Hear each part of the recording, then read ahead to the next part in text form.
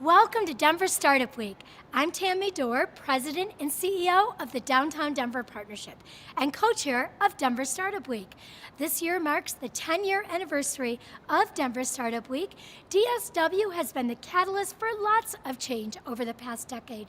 And this week, we're coming together to celebrate the past and dream big for the future. We are able to bring Denver Startup Week to this community thanks to our 2021 sponsors. Thank you to our HQ and title sponsor, Amazon, and our title sponsors whose leadership makes this week come to life. Capital One Cafe, Downtown Denver Partnership, Fluid Truck, Hotel Engine, and WeWork.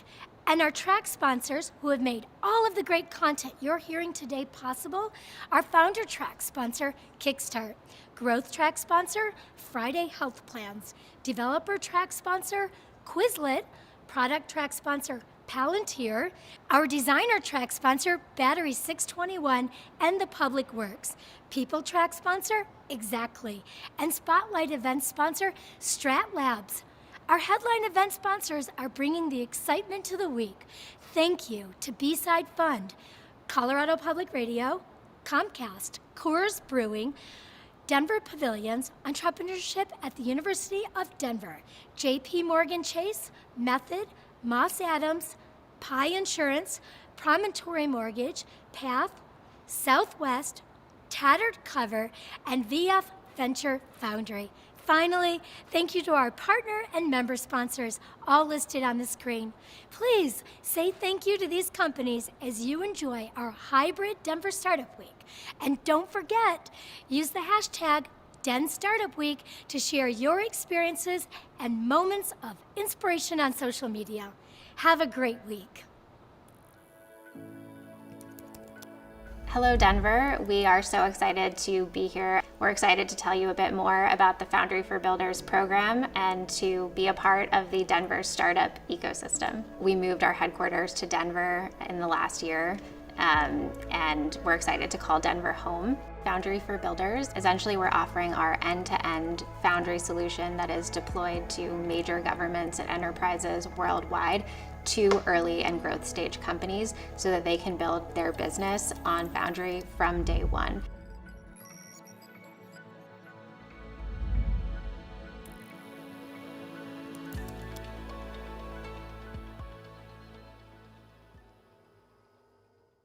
Hi everyone, welcome to Denver Startup Week. My name is Ryan Margolis and I'm the Product Track Chair and member of the Denver Startup Week Organizing Committee. As a committee, with Indigenous Peoples Day coming up next week, we felt it was important to start by acknowledging Indigenous people as the original owners and occupants of the land on which we reside, which is the traditional territory of the Ute, Cheyenne, and Arapaho peoples. We acknowledge the painful history of genocide, ethnic cleansing, forced removal, stolen land, and forced occupation of their territory, and we honor those who have stewarded this land throughout generations and all other Indigenous tribes and nations who call Colorado home. Now, here we are, Denver Startup Week 2021. Thank you for joining us for the 10th anniversary of Denver Startup Week. At DSW, we strive to make all of our sessions a space where attendees can connect, learn, and grow, regardless of age, gender identity, gender expression, race, ability, sexual orientation, or the combination of those identities. There is something for everyone at DSW. Thanks to all of our community members who submitted their amazing sessions, making this week everything it is. Also, a huge thank you to our sponsors for their support in helping us to keep DSW free and accessible for all, especially our product track sponsor, Palantir. DSW's product track focuses on all things bringing products to life, and certainly doing so with an entrepreneurial mindset. In these sessions, you'll hear from top product professionals about discovery, talking to customers, prioritizing your backlog, justifying new developments, inclusive design best practices, and much, much more. Thank you for being here. Please enjoy this session and the entire DSW week ahead.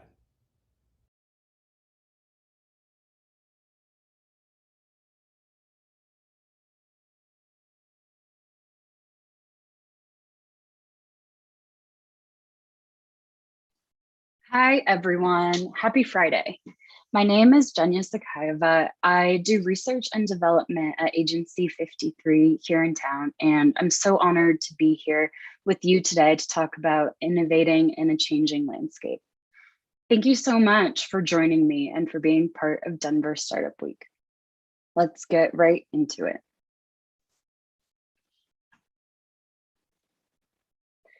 Change. For a moment, consider your reaction to this word. How does it feel for you? I think for most of us, that first reaction can feel uncomfortable and even scary. Today, I want to challenge your assumptions, show you that something that can feel unsettling at first may actually be the catalyst for your next big idea, and then show you how to actually innovate in a changing landscape. There's something that happens with us mentally when we transform I have to statements into I get to statements. And the same principles are true here when we're talking about change and discomfort. It may seem silly at first, but try consciously rewording your thoughts next time you're having negative associations with a task at hand and see how your entire experience shifts. It can look like going from I have to make dinner to I get to make a meal for my family, from I have to work out to I get to go outside and enjoy this weather. It can even take you from I have to redo my entire strategy based on a new regulation to I get to develop a stronger strategy that doesn't depend on outdated regulations, and so on. I recently missed 3 flights at the Denver airport and had to stitch together several Southwest routes plus a rental car to get to my destination. It was a little difficult to shift my thoughts here, but still possible. I was sitting there thinking to myself, okay, I get to see what Baltimore looks like, even though I was trying to get to Boston, but you get what I mean. In doing this simple exercise, we are actively transforming our thoughts. And when applied to thoughts around change, we are actively transforming that change and potential discomfort into opportunity. It takes us out of a defensive and reactive mindset and puts us back in the driver's seat, which is where we all want to be, right? With this tool in our back pocket, we can walk out onto the ledge and look for changes on the horizon as catalysts for innovation. So, to make this work, you have to know the types of change that are most impactful to you. So, you have to know where to look when you're out on that ledge. There are several types of change that probably apply to everyone here, and likely more that are unique to your business and operations. There's internal change, like needs of the team, priorities, budgets, external change that come from boards or investors, technological change, like new products or new features, consumer behavior shifts, like moving away from some platforms and adopting others, and regulatory changes that contain rules and regulations that affect how and where you operate. Knowing which areas you need to stay up to date in is critical. It allows you to focus only on the changes that can act as catalysts for innovation within your business and to discard the rest. There's a lot of information out there these days, and you don't need to absorb and act on all of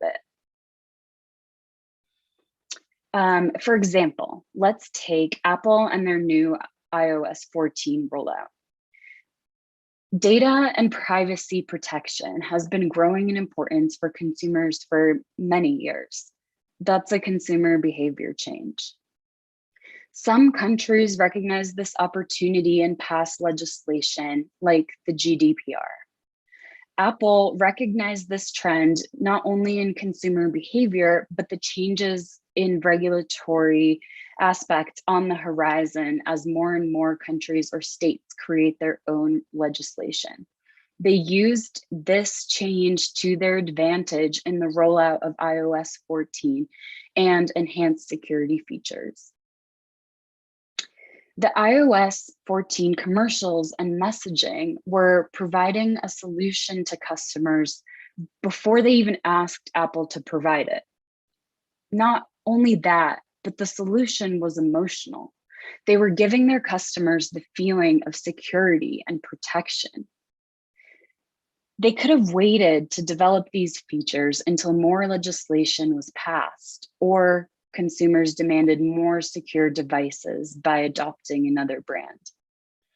But instead, they were able to use these upcoming changes as opportunity for themselves to align with their customers and build more brand loyalty. To us on the outside, it felt pretty seamless. But it's precisely this habit of scanning for change on the horizon and invoking the power of I get to statements that affords us the luxury of transforming change into opportunity. That is innovating in a changing landscape, and we can all do this. So first, I asked you how change feels to you. Now, how do you feel about innovation? It's usually quite the opposite. Innovation can feel exciting and they can feel hopeful. Great innovation feels like an answer to a question you weren't sure how to ask yet, like a solution before you know that there's a problem. And like someone is anticipating and understanding your needs and creating solutions for them. To put it simply, innovation is empathy. Amazing innovations come from empathy and understanding of the basic human principles we all share, regardless of our circumstances. Now, we don't always want more new things. We don't want more things to carry around with us. We don't necessarily want another new app. We definitely don't want another login and password to remember, right? But what do we want? It all comes back to the same things. We want more time, more joy, more ease, more meaningful connection, more comfort, and more security, like in the example with iOS 14, and so on. When we allow these very human needs and desires from our customers to guide us in innovation, we are going to succeed. So, innovation is also creativity. So, what is creativity? Not only some magical flow of thoughts and colors and light bulb moments happening at random. Creativity actually requires our brain to act in a specific way. It has been really hard to measure what exactly these brain activities are, but one study was able to do it by looking at the brains of freestyle rappers when they were reciting memorized lyrics versus when they were actually freestyling, which is the creative part, because it requires them to come up with words, adapt them to the beat, move quickly, and adapt on the fly. What the researchers found was fascinating. When performing the creative activity, completely different parts of the brain lit up than those that were used for reciting memorized lyrics. Reciting the lyrics involved parts of the brain that are used in everyday function. So things we do all the time, like walking into the office, getting coffee, even doing our emails or everyday tasks. But the act of being creative required the brains to do something different altogether. All of that is to say that creativity is an intentional act for our brains. We cannot expect to perform the same exact tasks day in and day out and come up with very creative solutions. But when we allow ourselves the time and space to flex and strengthen our creative muscles outside of everyday activities, we can succeed in innovation. So, we're still out there on that ledge. We have those I get to statements in our back pocket. We're scanning the horizon for meaningful change that can spark empathetic and creative solutions. But where do we go from here? And how do we actually put this into practice? First, build in opportunities. Get your team involved in the innovation process by carving out space to dedicate to these discussions. Every single person is inherently creative. It may show up differently. It might be music or art like we're traditionally used to, but it might be a killer spreadsheet or an amazing solution to a complex problem. We can all access this creative part of our brain. And we know that diverse groups of people and diverse thinking produce better solutions. In fact, diverse teams are actually 20% more innovative than homogeneous groups. So with this in mind, we know that we need regular opportunities for different groups of people to come together and interact and explore ideas and problems without bounds using creative thinking. We also need regular opportunities to hear and learn more about our customers and their needs in order to reach empathetic and creative solutions. So we have to create these opportunities on our teams. At Agency 53, we do this by way of a monthly all-team meeting with breakout sessions and different topics called Brain Blast. We call it that because we're a bunch of millennials who are nostalgic about Jimmy Neutron and Saturday morning cartoons, but you can call it whatever you want. Just build it in up front and stick to it. Then now that you've got your groups together and you're regularly meeting, to get your group set up for success, you have to bring the right questions to start ideating from an open mind and a new perspective. It is always helpful to start with why. Why are we talking about whatever change? Why is it important to us now? Other helpful framing questions can include, what is the problem we're trying to solve? That's kind of a true north in any innovation exercise.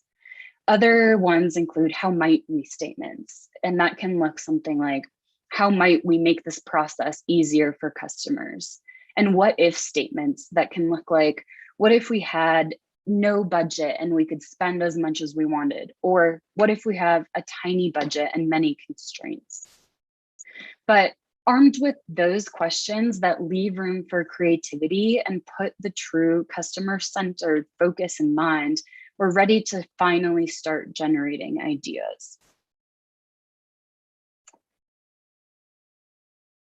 So the human mind is an incredible thing, but it's not exempt from logical thinking at times.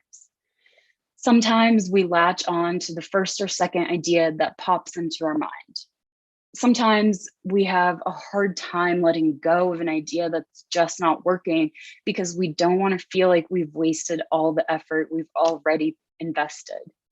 These aren't always the best ideas, but our commitment to them and refusal to look at other options is not the best path forward.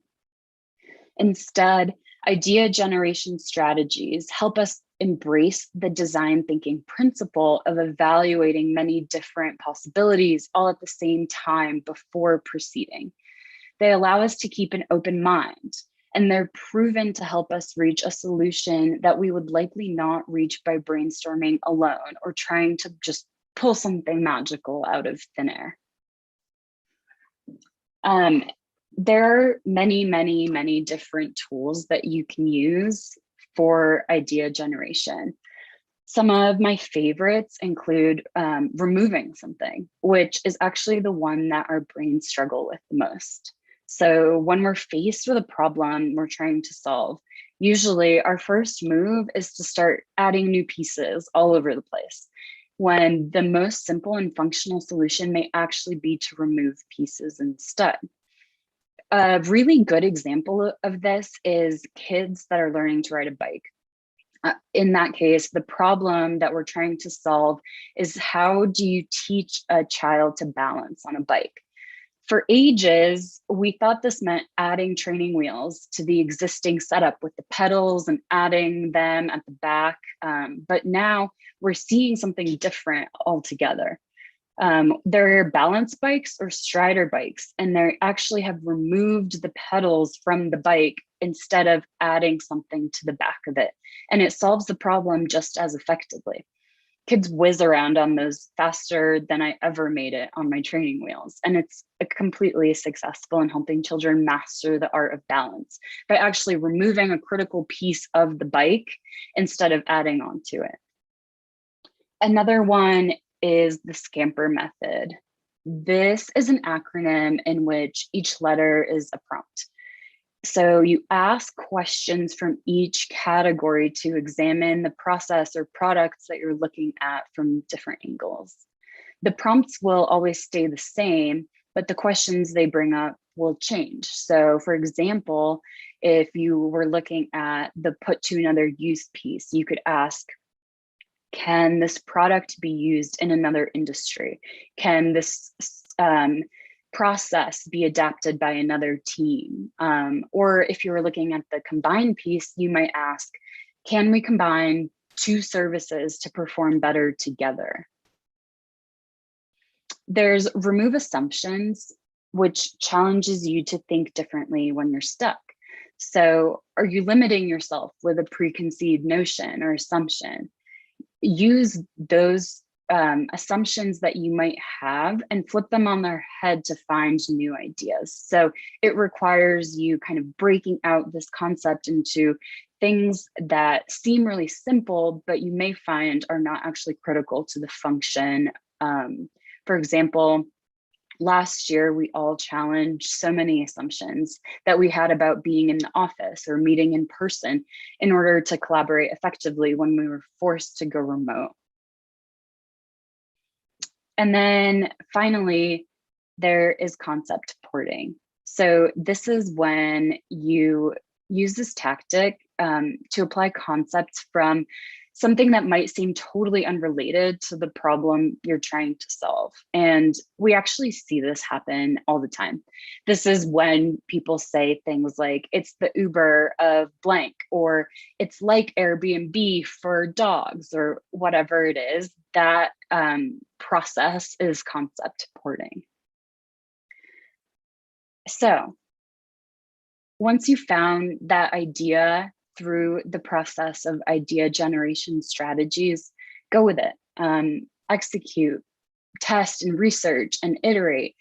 There have been so many great topics this year at Denver Startup Week on bringing your ideas to life with all of the stakeholders involved. And thank you. I hope you walk away today a little less wary of change and more optimistic about our ability to reframe it into opportunity when we make the effort.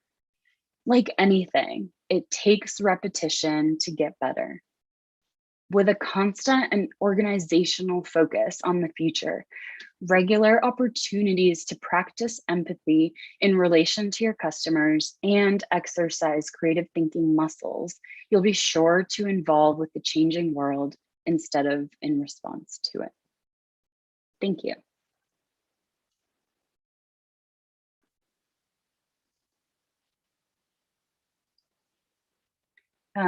If there are any questions, I will check the chat.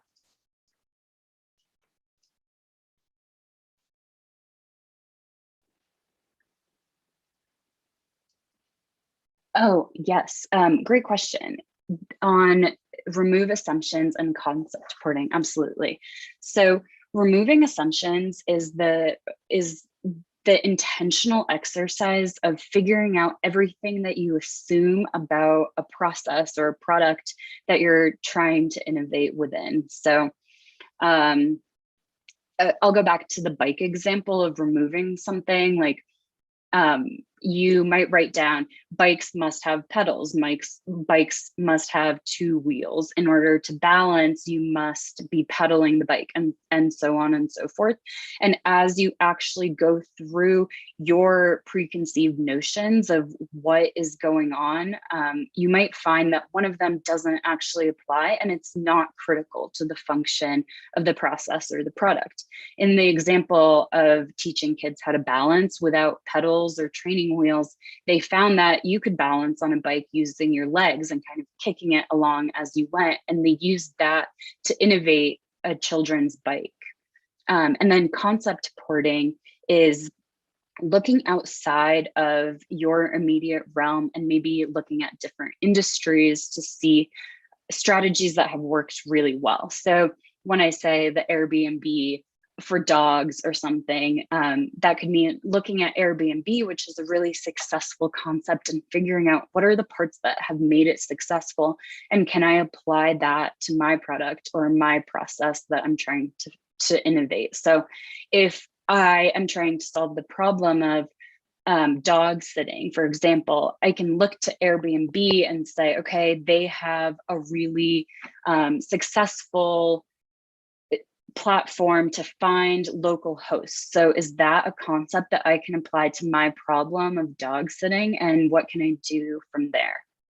I hope that helps. Let me know if I can clarify further. Thank you. Are there any other questions?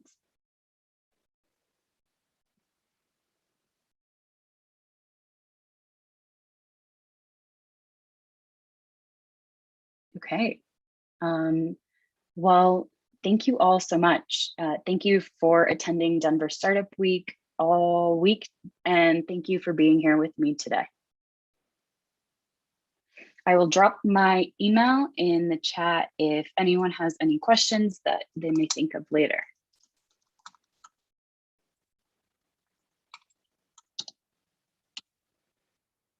Thank you all so much.